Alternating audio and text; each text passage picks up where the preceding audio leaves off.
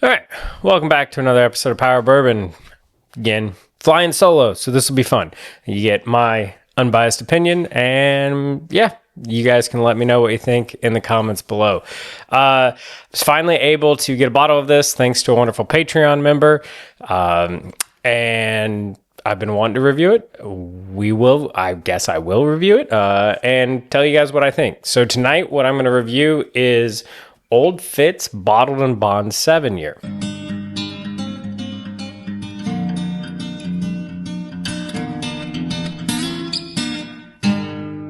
Let's pour this, let it open up a little bit, and talk about it.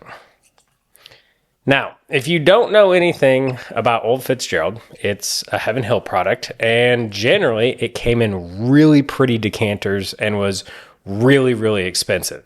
We've reviewed a couple on the channel.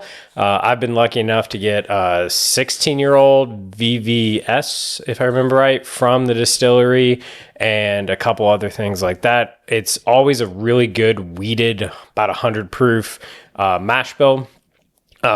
Just really, really good weeded bourbon. Very expensive. You're talking $150, could be even more. I think the 16-year-old was like $225 or something like that, and that was several years ago. So what Heaven Hill's decided to do is release this guy. Now, just like when Heaven Hill Bottled and Bond first came out, it's going to be a everyday staple that is on the shelf.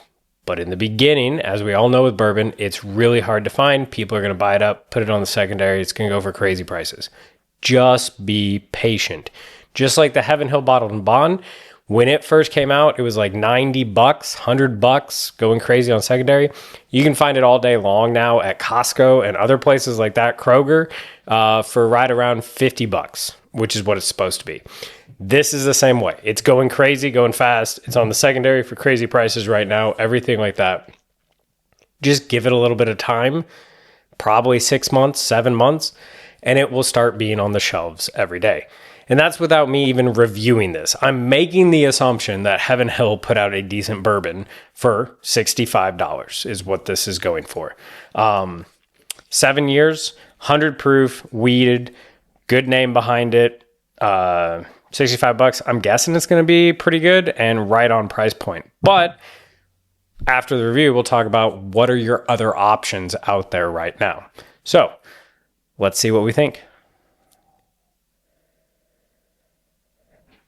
So on the nose, it's really, really light and delicate, which you kind of expect from a weeded mash bill.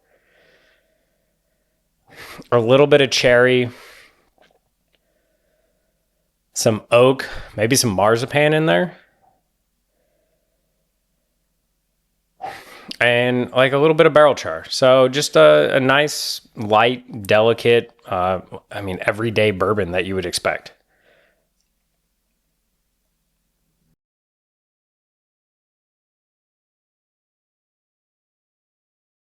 All right, on the first sip, a lot of vanilla, a lot of caramel, a lot of butterscotch, all the traditional stuff. But there is an underlying cherry note all the way through that's very, very delightful. And then on the finish, I'm getting a lot of spices and oak, and then a little bit of char, actually. Let's try number 2 here.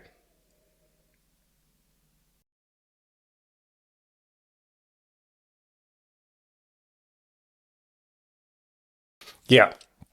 So 100 proof, it's really, really light. There's not a lot of overlying spices or strong finish or anything like that. I will say it's got a decent finish for 100 proof, a lot more than I expected. Probably drinks more like 105 or something like that.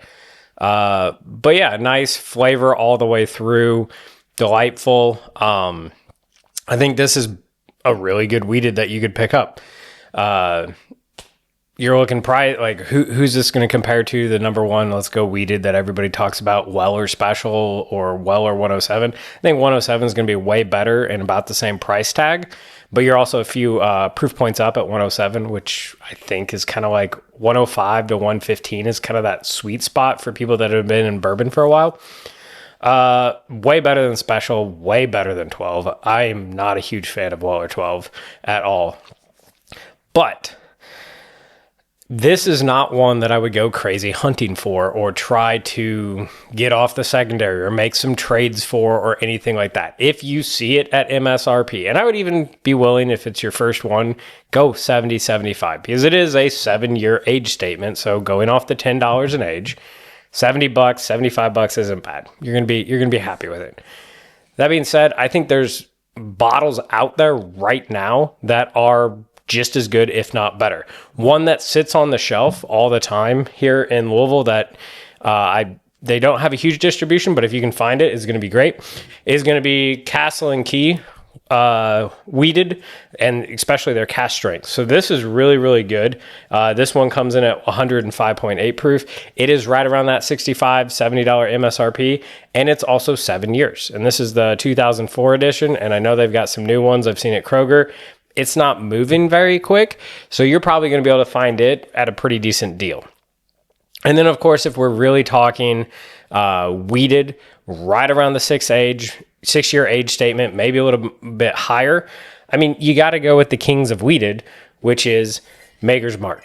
Now, some people really don't like the Maker's Mark profile. I think this Old Fitz kind of matches up to it pretty well with all those cherry notes and everything, but that's everywhere, and you can find that way cheaper, and you can even go cast strength or you go 46 or anything like that. And again, it's about the same age statement. I know Maker's Mark is not age stated, but if you are part of the ambassadors program and you're waiting on your golden ticket, you know everything is 6 to 8 years. They rotate the barrels, everything like that. And it's not just 100 proof. You can find a range on the age state or on the proof points and everything like that.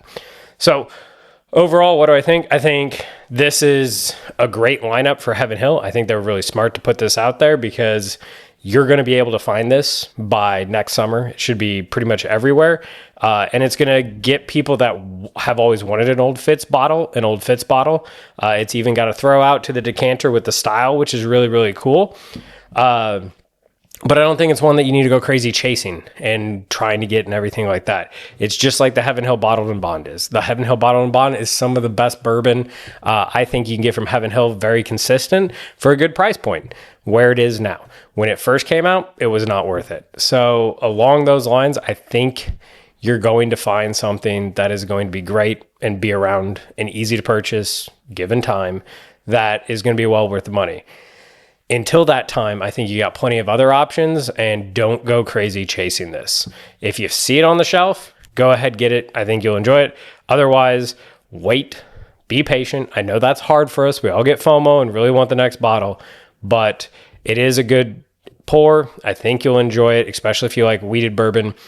Just not worth the crazy running around to try to get it. With that, cheers. See you next time.